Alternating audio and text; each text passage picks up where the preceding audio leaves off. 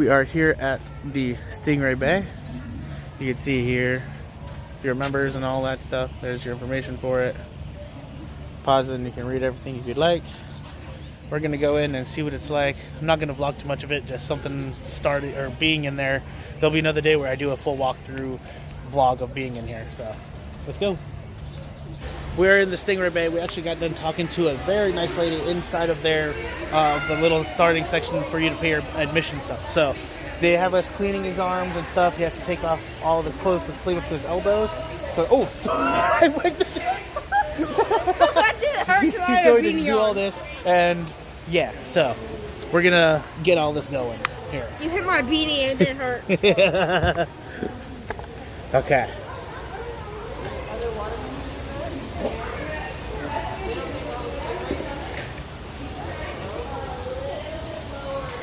There he is washing his hand right now, just so you can see that. And we'll be going there in a second.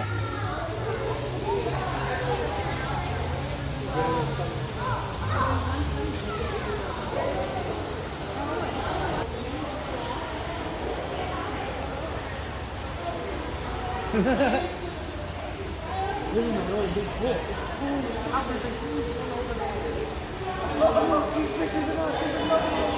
I gotta get the camera.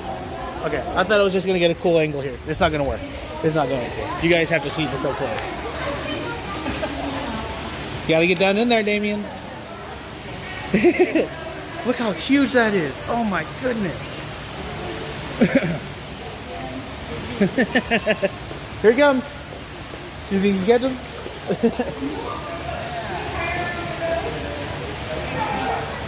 Oh, here he comes. Here he comes. Oh, no, he's not coming closer yet. Oh, Damien, he's coming. He's coming. Oh, look. That little kid gets to fit him.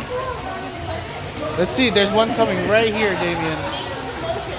Okay, well, hold on. Put your hand down. Put your hand down in there. Here he comes. All the way down. All the way down. Go down. Go down. Go down. Good. Go down. Go ahead and rub his head. Go down. Go down. Oh, you didn't get close enough. Yeah, I don't want to get my jacket dirty. Oh, okay. I understand that. Here comes another one. You touched him. You touched him. Okay. There'll be more time for us to say. Oh, he's coming closer.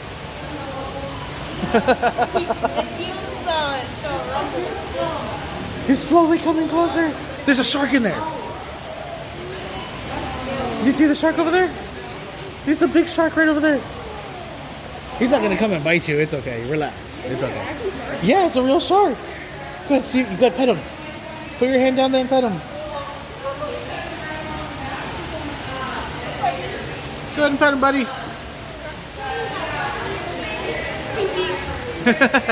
It's too deep.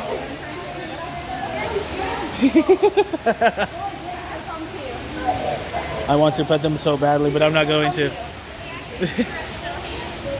Still hand. You heard her? Still hand. He's still learning. I apologize. Well, we came here, I guess, at a perfect time. They're going to do a little bit of training. There are 3 people that will be in the water, I'm guessing.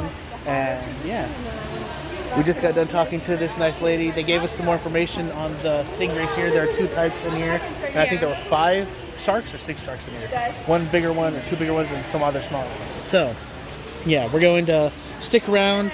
Hopefully the audio will sound good. We'll go into the darker section and get some footage for you guys of this. I'll probably put all of it in this vlog for today. Maybe a long one, but you guys will enjoy it, hopefully. Okay, we're going to be starting soon. There are some signs here that I will show at a later time. You can see that they're opening the curtains up. There are some other ones over here. I changed the angle to be wider because I'm going to let the phone sit right here. We're going to enjoy it. Hopefully you guys can hear everything. I'm not going to touch the phone while they are talking. So hopefully you guys get a good view. Scheduled presentation right now. I'm just going to go over the animals that we have in front of the pool as well as the training session that's going to be happening right in front of you right now. So before I get into any of that, my name is Sabina. So after the presentation, if you have any questions, you can go ahead and flag me over. We also have Marissa in here that can help you out. And most importantly, we have our life support staff in the water with us. These are the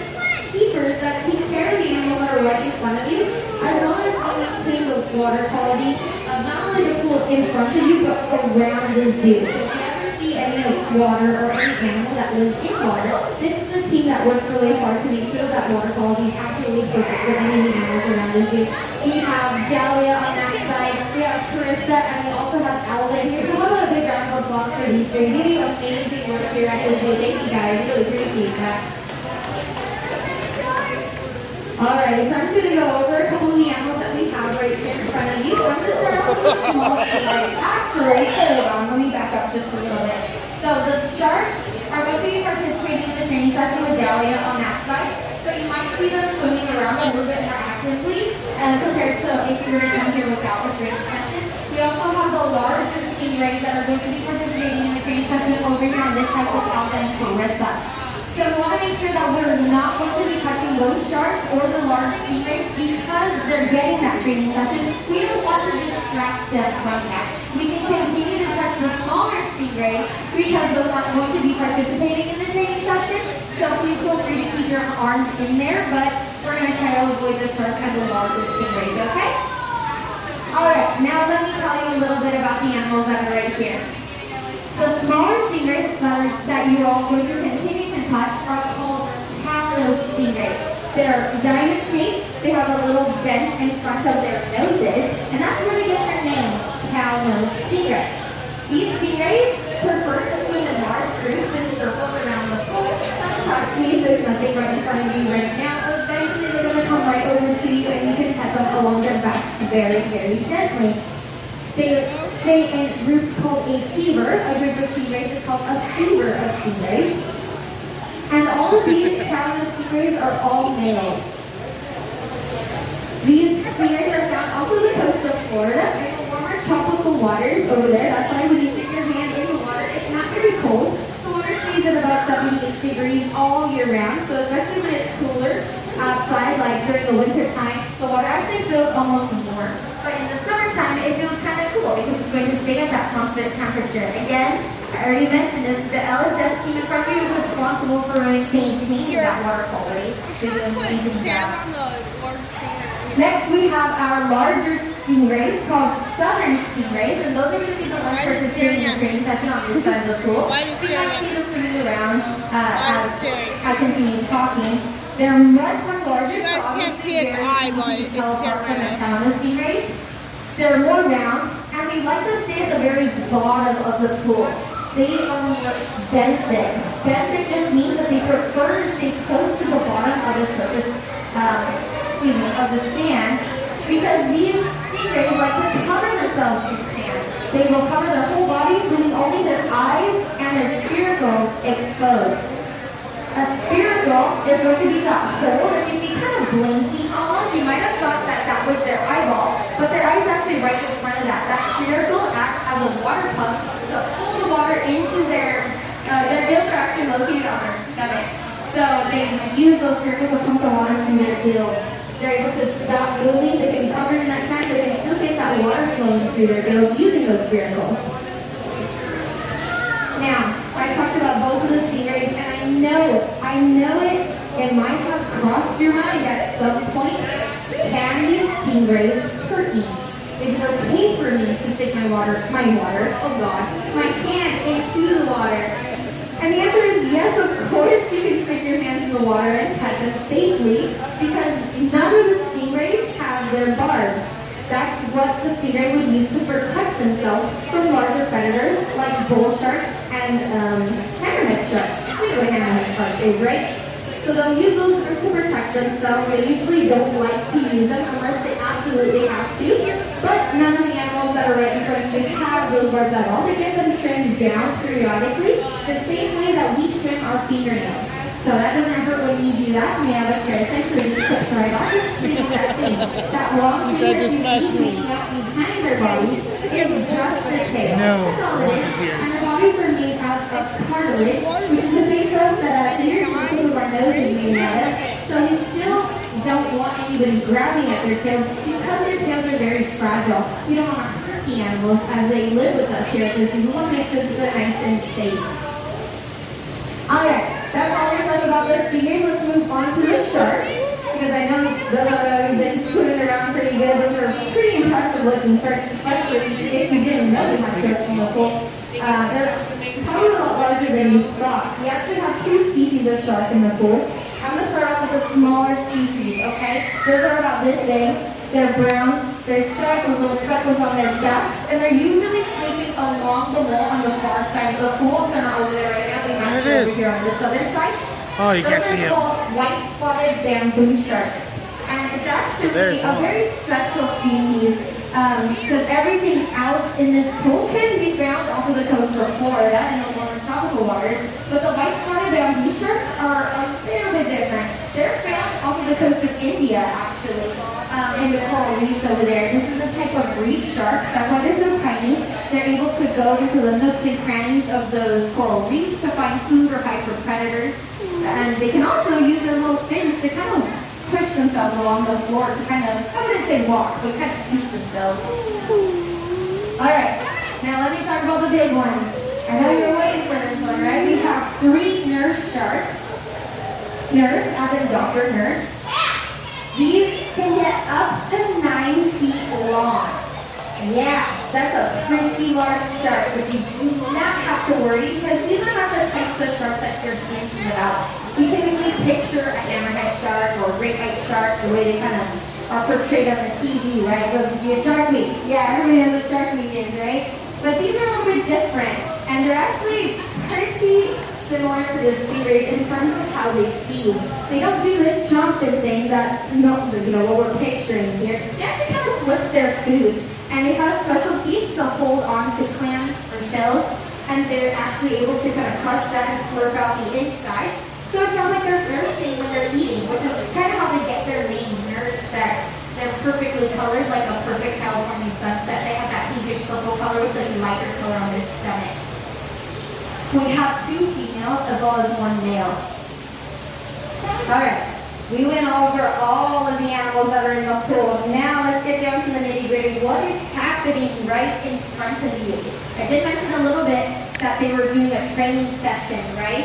Let me explain that training session to you. So we have Delia over here training the sharks. And what she's going to do is she has that long stick. It's called a target. And she's also equipped with a little bucket of fish as well as some tongs. What she's going to do with that target, she's going to tap that at the very bottom of the pool to let the animal know that she's asking them to do something.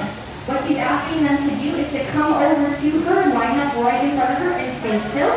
If they do it correctly, she's going to reward them with a piece of fish given to them using those prompts.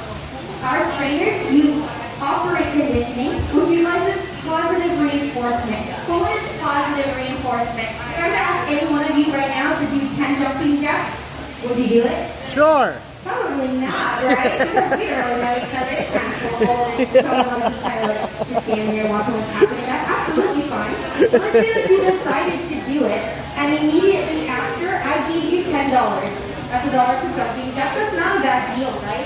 That is your positive reinforcement. You're motivated by that money. And of course, our shark friends and our sea lions have, oh God, our sea lions, what is happening today? Our stingray friends are not motivated by money, but they're motivated by fish. So that's their personal positive reinforcement.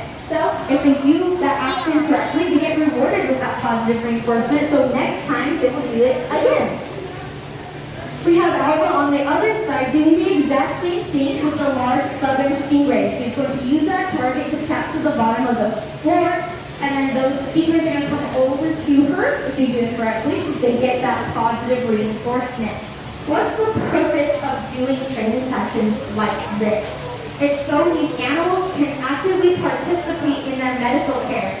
I did mention that these animals get their barbs trimmed periodically. Can you imagine if we didn't have a training session in place and you would see one of our LSS staff trying to chase down the stingray in the pool? Not only would that be super stressful for our staff members, but it would be extremely stressful for the animals that live in here. In order for them to actively participate in that medical care, they would have to come over to the keeper, which is where this training session kind of comes into play. If the animal goes up to them, it eliminates all of that stress altogether, and they can get any of the medical examinations that they need done, again, without stress. So that's why we do that. Everything that she comes to visit in the zoo gets a training session of some sort. I even had an old keeper that does not work here anymore. She told me a story of how she was working on training the poison dart frogs in the reptile house. Yeah, everything from the poison dart frogs to the African elephants gets a training session, all for the same reason. So they can participate in their medical care, and you're getting to see that happening with the sharks and the stingrays right here in front of you. Alright, now we learned how our LSS team takes care of these wonderful animals that we get to visit. We get to learn how to properly touch them on their backs, not grabbing at their tails or anything to keep them nice and safe. But we can take that a little step further and protect not only the ones right in front of us, but the ones that live out in the ocean. We have plenty of ocean life that live around us in our Pacific Ocean, or if you visit on the other side of the coast in the Atlantic, there's some of these animals, we can also protect those as well. So even as simple as recycling here in Fresno can make sure that none of the plastic products that we use end up in the ocean themselves. So, Fresno Chaffee Zoo does recognize the importance of recycling.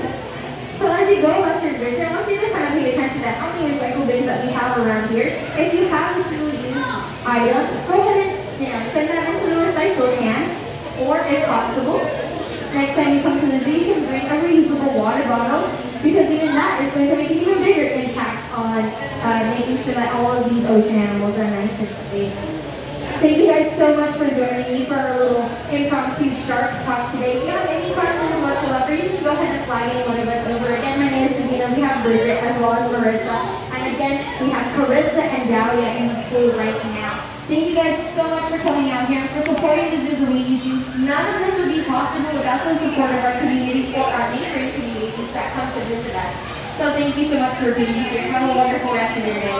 That was really cool. I had a lot of fun seeing that. That was. Okay, so I want to get more on this stuff here. If you'd like to pause it and read these, you can. I will leave that there for you for each one. Hopefully my camera catches them very well for you to see. I'm not 100% sure if it will. Do you want to go see what the other ones are to the right over there while I'm heading over there? That is so cool. Alright, let's go over there and see. These are the foods that they eat and where they come from. Oh, okay, okay. I actually have this. I have this to know what is good to eat. So, these are what this is. I mean, we can go over that right now. Why not? So, avoid tilapia. I mean, you can pause it and read that if you would like. King crab, avoid. And you can pause that to read it again. Best choice. You can read that. That is the crab. You can, again. Avoid shrimp and clams. I stopped eating shrimp. I used to love eating shrimp. Pink shrimp. Oh, okay. Well, I mean, Best cool. choice. You have to use sanitizer after this. Avoid. And that is that one. So, that is... Oh, wait, there's stuff over here, too. Plastics in the sea. Again, if you'd like to pause it, read any of it. I probably will say that a lot in these vlogs. I apologize. I'm doing my best as I am a noob to this. So, again, hopefully my camera does justice for this. Oh, wow. That is wild. Wow. Okay, so yeah. We got here a good time. So let's go and finish this stamp and go on with our day.